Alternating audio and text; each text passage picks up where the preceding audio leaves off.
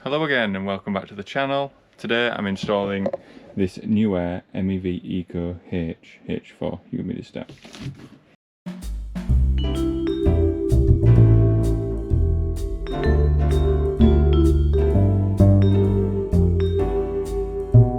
I'm in a loft again, as usual. Seems to be in a lot of lofts. This one's not too bad, we're boarded, we've got some lighting. This is the unit we're going to install. I better get onto the why we're going to install this. So this MEV Eco unit has multiple outlets.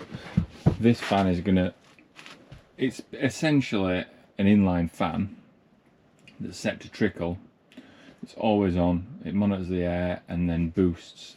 So here's the why we're installing this MEV Eco unit. Essentially we've got two extract fans here. This is the bathroom, so stroke wet room, and then we've got another like wet room downstairs on the ground floor. So both these ducts combine really long.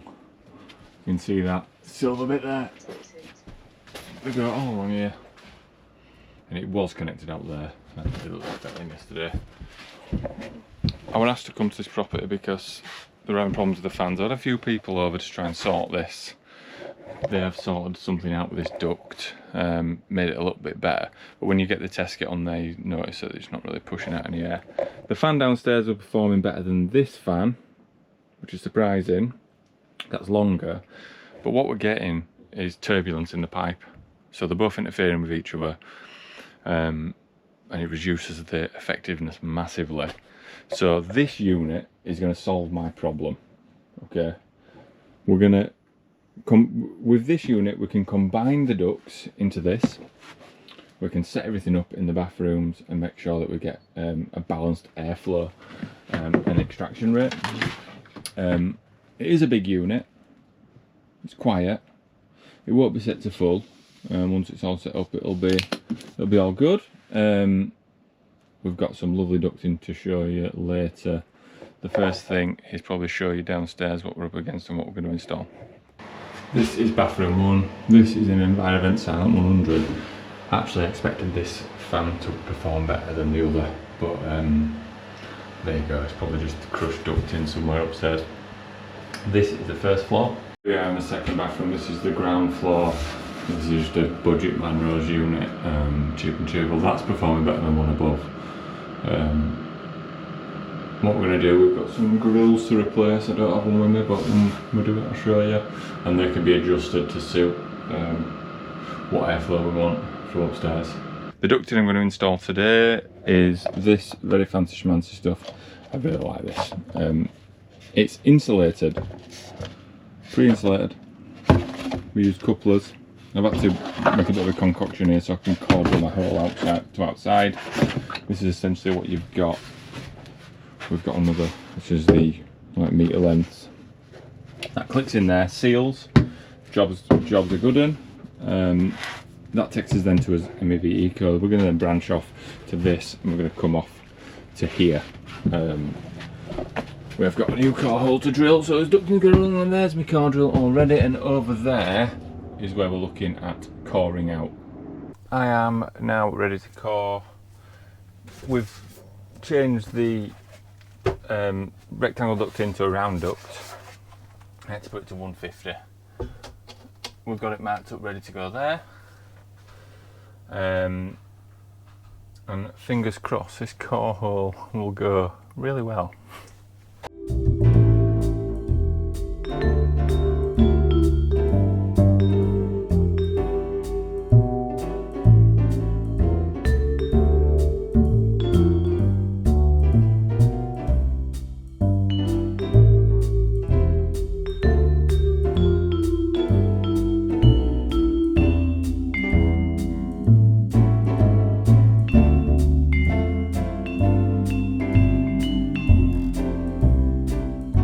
Finally got my hole through.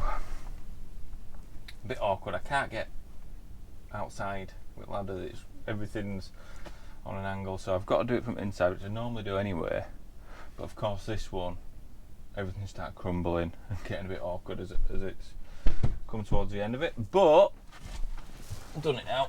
I've now got to push this in. The hole I've drilled little bit smaller than recommended. I'm hoping that it's still going to go.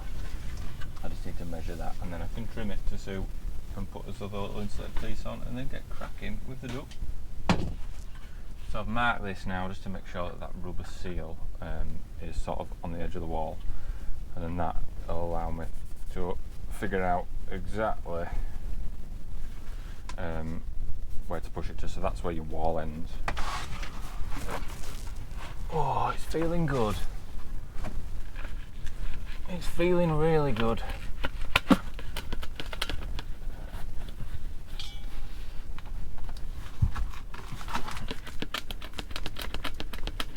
And that is it.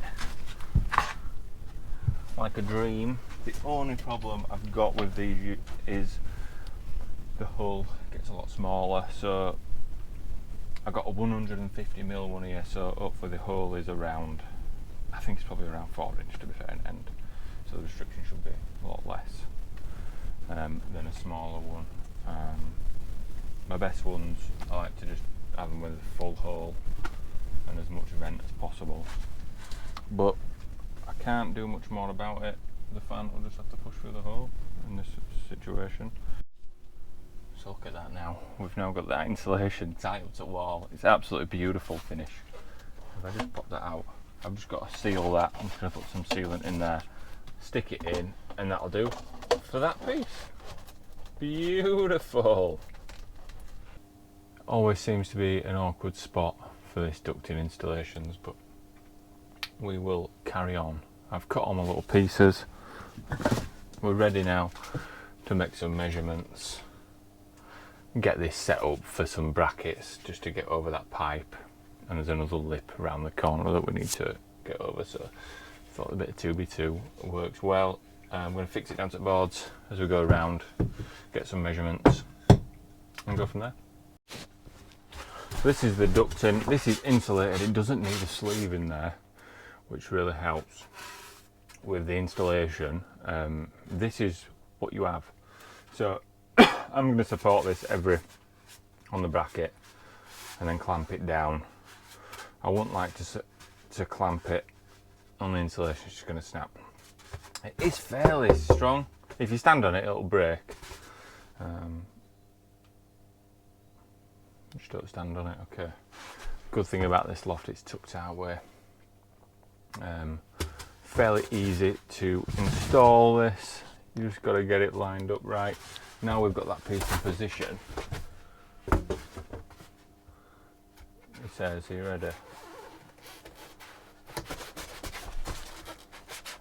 Are you ready?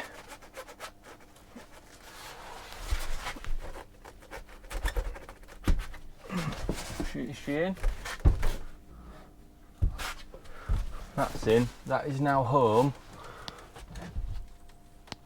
And we click. The 2 grooves dig into it. Hold it in, and that's it. Sealed and insulated. God, a minute. How easy is that? How easy is that? And we're just gonna carry on regardless.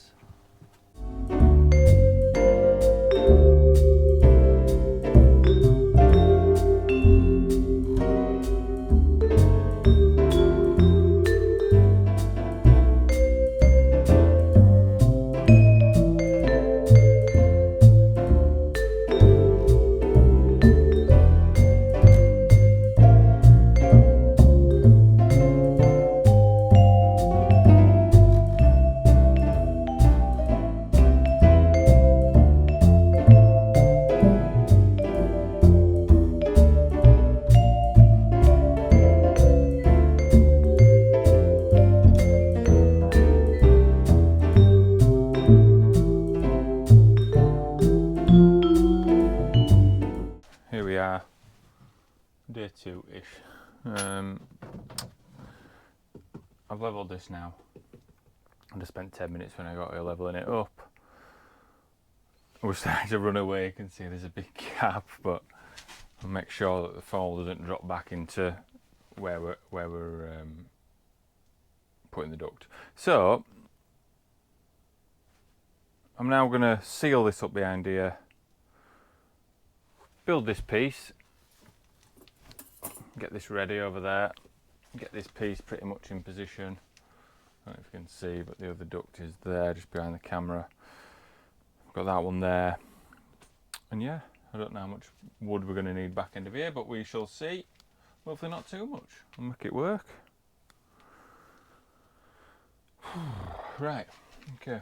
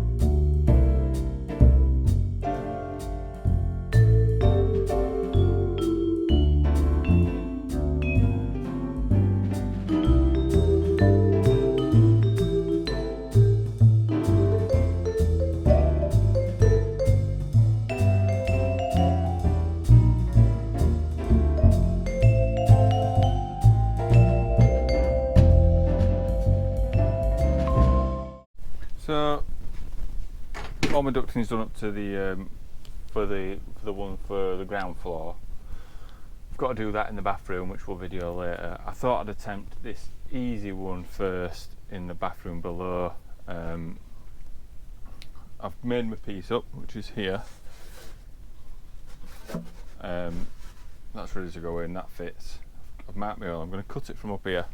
I'm going to do it the old-fashioned way with a pad saw. Then I'm going to go down, fix the grill in place,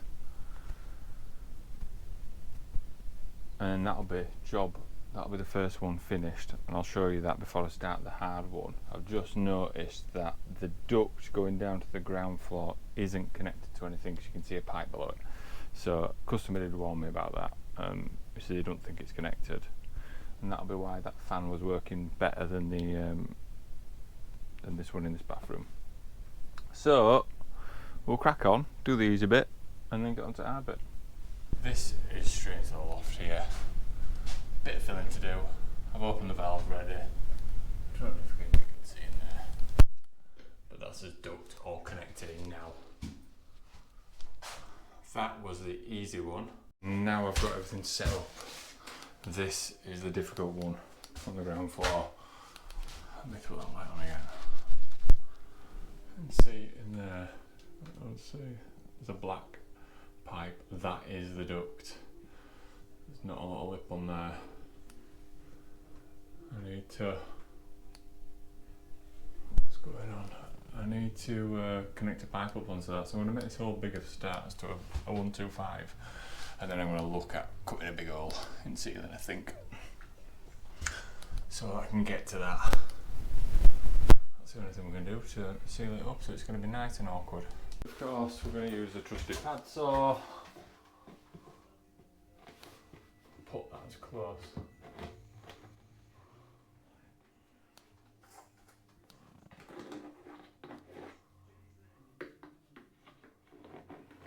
as possible.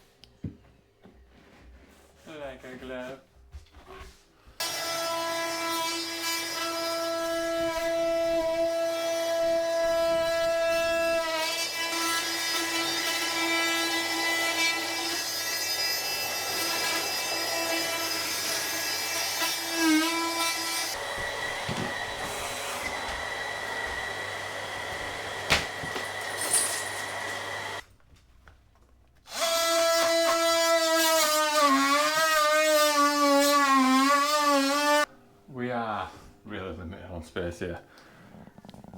I've oversized the flexible duct so that if it does get crushed up with this, then hopefully we've got a bit of chance to still work. Looking like it's going to do because we've dropped it, but we haven't got really the clearance for the duct not to bend because of a waste pipe. So we just have to duct it, make sure it's clear. And see what the results there, see what the fan does. It'll work, I'm confident it will. Confident it'll work. It's just not an ideal scenario. It's like many houses you work in, you can never get it perfect in a textbook, you've just got to kind of do what you can. But I'm not concerned about it not working or anything like that, just we will get this duct in and we're pretty much there. So to connect to the black pipe, I'm going to use a Jubilee clip. That black pipe is 115mm, it's a waste pipe. So they've not even used the right pipe, which is common as well. So we've got to try and clamp something onto that and reduce it, which is going to be the 150mm duct.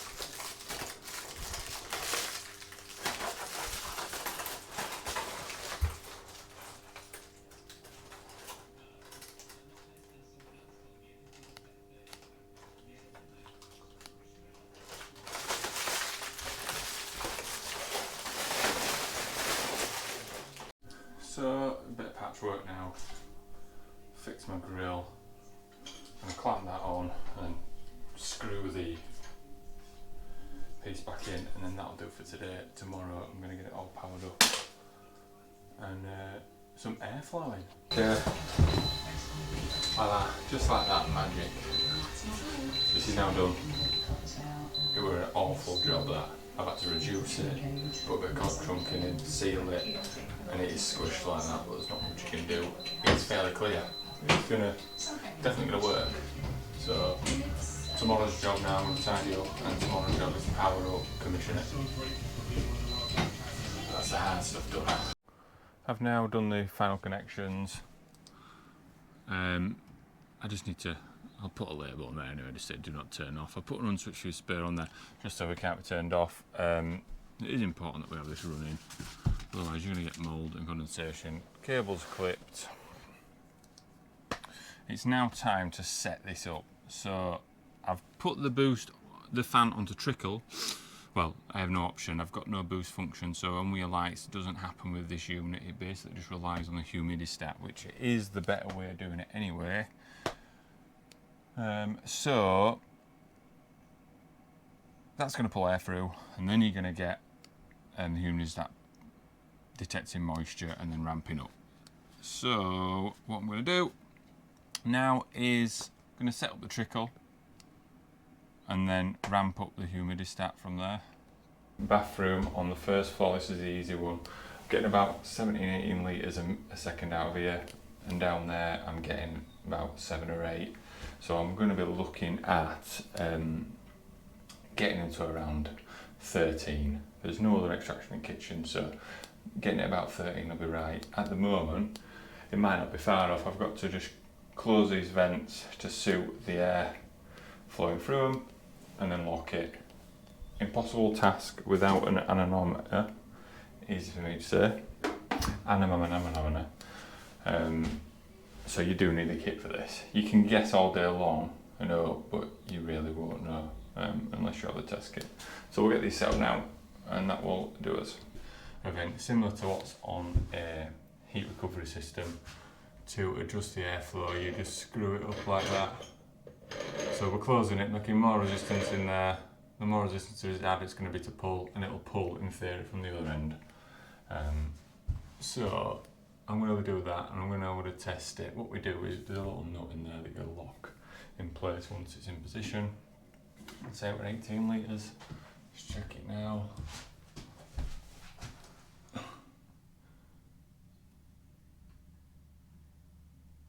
14. This is where it gets a bit difficult, it's up and down a bit.